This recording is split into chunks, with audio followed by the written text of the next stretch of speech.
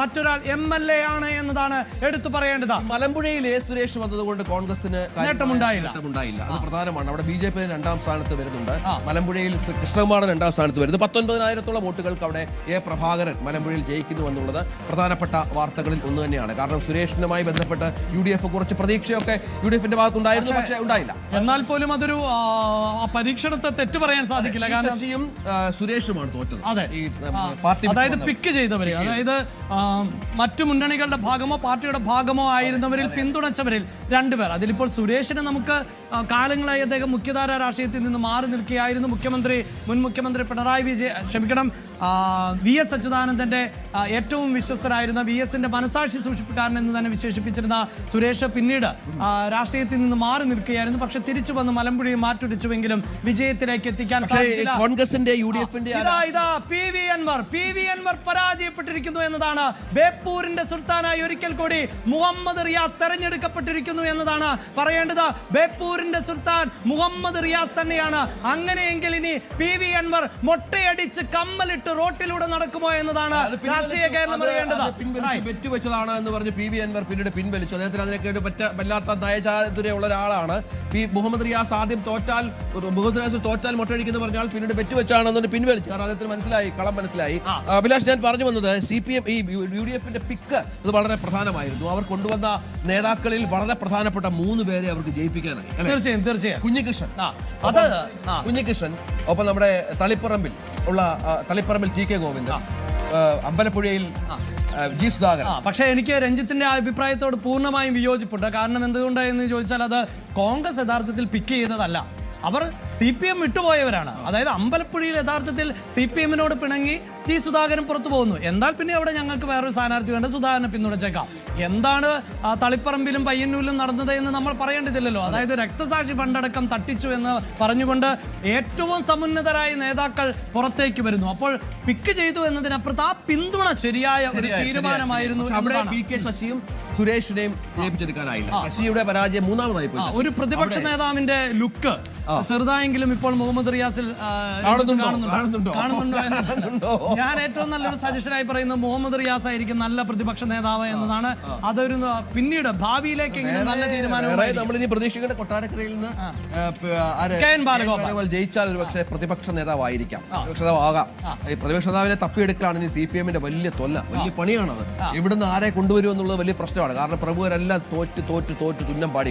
എന്തായാലും ആ തോൽവിയിലും 7000 വോട്ടിന്റെ മുൻതൂക്കം ആണ് എന്ന് മാരാർജി ഭവനിലെ ദൃശ്യങ്ങൾ കൂടി പ്രേക്ഷകർ കാണാം.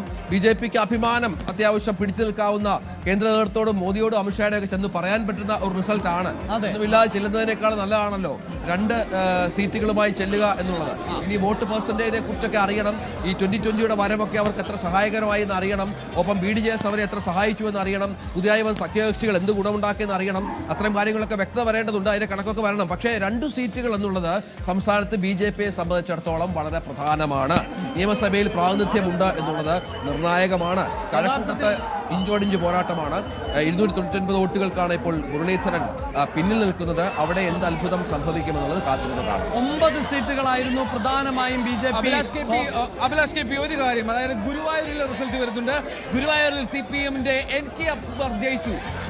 1998 വോട്ടുകൾക്കാണ് ജയം. 1998 വോട്ടുകൾക്ക് പരാജയപ്പെട്ടു. തീർച്ചയായും അതൊരു വലിയ വിജയമാണ് എൽദോ. കാരണം ഈ പറയുന്നത് പോലെ നിരവധിയായ വിഷയങ്ങൾ ചർച്ച ചെയ്തുവെങ്കിൽ ഏറ്റവും വലിയ ഫ്ലെക്സ് വിവാദങ്ങൾ ഉണ്ടായത്, അതായത് ഗുരുവായൂരിലെ മുൻകാല MLA-മാരുടെ ചിത്രങ്ങളടക്കം പേരുകളടക്കം ആലേഖനം ചെയ്തുകൊണ്ടുള്ള ഫ്ലെക്സ് ആയിരുന്നു അവിടെ അഡ്വക്കേറ്റ് B ഗോപാലകൃഷ്ണൻ ഉയർത്തിയത്.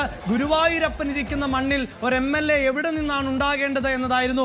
ആ ചോദ്യത്തിന് ഗുരുവായൂരിലെ ജനങ്ങൾ എന്തായാലും ഗോപാലകൃഷ്ണന്റെ പേര് വേണ്ട, ആ കൃഷ്ണനെ ഞങ്ങൾക്ക് വേണ്ട എന്ന തീരുമാനത്തിലേക്കാണ്. ഗുരുവായൂരിലെ ഒരു കൃഷ്ണൻ തന്നെ മതി, അത് ഗുരുവായൂരിലെ കൃഷ്ണൻ തന്നെയാണ് എന്ന് തീരുമാനിച്ചു. ഈ കൃഷ്ണൻ തൽക്കാലം വേണ്ട എന്നുകൂടി ഗുരുവായൂരിലെ ജനങ്ങൾ തീരുമാനിച്ചിട്ടുണ്ട്. 2800 വോട്ടുകൾക്ക് വർക്കലയിൽ V ജോയി ജയിച്ചു എന്ന പ്രധാനപ്പെട്ട വിവരം കൂടിയുണ്ട്. ആറ്റിങ്ങലിൽ OS അംബിക 13,375 വോട്ടുകൾക്ക് ജയിച്ചു. അത്ഭുത വിജയമാണ്. അവിടെ നമുക്കറിയാം രമ്യ ഹരിദാസ് നാട് എവിടെയാണെന്ന് അറിയാം. അവിടെ നിന്ന് ഇവിടെ വന്ന് മത്സരിക്കുന്നു. വലിയ കനത്ത എതിർപ്പുണ്ടായിരുന്നു രമ്യ ഹരിദാസിന്. ഇവിടെ പ്രാദേശികമായി വലിയ പ്രശ്നങ്ങളൊക്കെ ഉണ്ടായി. അതിനുശേഷം ജയിച്ചു കയറും. അങ്ങനെ കോൺഗ്രസുകാരുടെ പെങ്ങളുകുട്ടി തിരിച്ചു വരികയാണ്. കുറച്ചു നാളായി പെങ്ങളുകുട്ടിക്ക് വിജയിക്കാൻ സാധിച്ചിരുന്നില്ല. അതിന് എല്ലാ രീതിയിലും ജനങ്ങളുടെ ഭാഗത്തുള്ള പിന്തുണ ഞങ്ങൾ പ്രതീക്ഷിക്കുന്നുണ്ട്. മുമ്പും ഇത്തരത്തിലുള്ള തോൽവി LDF കേരള ചരിത്രം നോക്കിയാൽ നേടിയിട്ടുണ്ട്. പക്ഷേ കണ്ണൂരിലെ പാർട്ടി കോട്ടകൾ നിലംപൊത്തി വീഴുന്ന കാഴ്ച കാണേണ്ടി. അല്ല, എല്ലാ കാര്യങ്ങളെ സംബന്ധിച്ചിടത്തോളം വളരെ വിശദമായിട്ട് പരിശോധന വേണ്ടതാണ്. ഏതെങ്കിലും ഒരു ഭാഗത്ത് മാത്രമല്ല, പൊതുവേ കേരളത്തിൽ നല്ല പരാജയമാണ് ഇടതുപക്ഷ ജനാധിപത്യ മുന്നണിക്ക് ഉണ്ടായിട്ടുള്ളത്.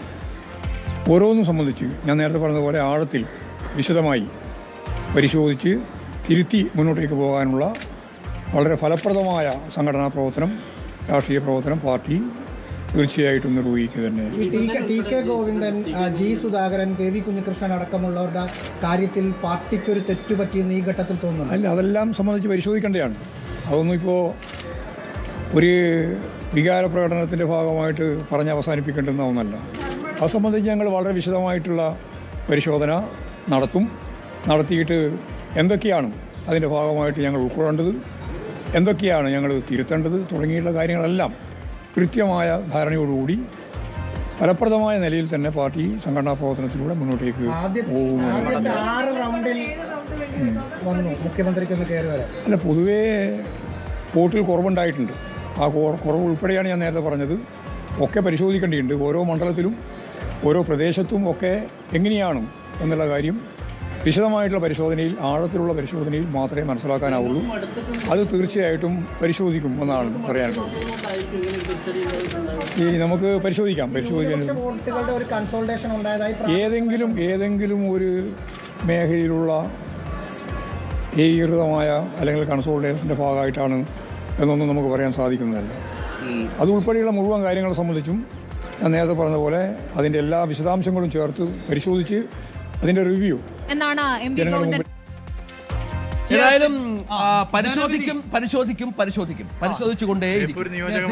മുഹമ്മദ് റിയാസ് 7000 ജില്ലാ വോട്ടിനാണ് വിജയിച്ചത്. 7487. അപ്പോൾ ഞാൻ തുടക്കത്തിൽ നിങ്ങളോട് പറഞ്ഞിരുന്നു 82,000 വോട്ട്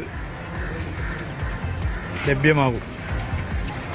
അപ്പോൾ നിങ്ങൾ പലരും 82,000 എന്നൊക്കെ ചോദിച്ചപ്പോഴും ഭൂരിപക്ഷമാണോ എന്താണ് 82,000 വോട്ട് ലഭ്യമാകുമെന്ന് പറഞ്ഞിരുന്നു. 82,000 വോട്ട് ലഭിക്കാൻ ഒരു 50. കൂടുതൽ വാർത്തകൾക്ക് News 18 Keralam YouTube channel subscribe ചെയ്യുക.